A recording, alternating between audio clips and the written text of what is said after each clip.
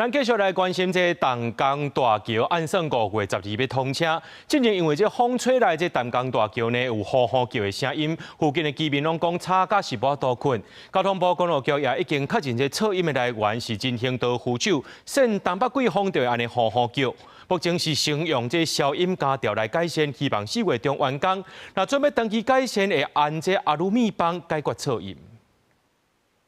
橫跨八里與淡水兩地的淡江大橋將在5月12號正式通車，預計將節省大約25分鐘的車程。不過年初的時候，卻有居民反映風街噪音問題，讓他無法入睡。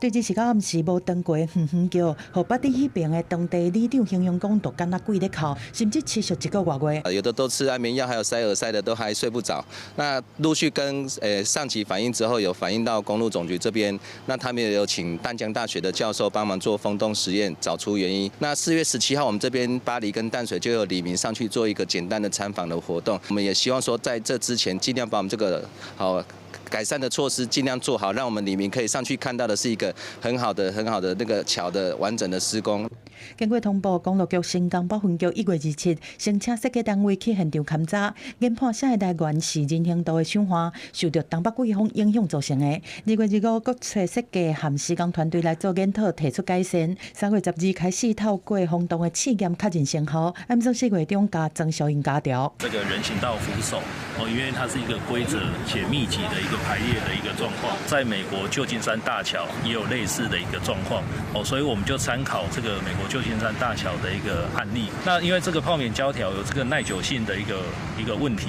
那所以它大概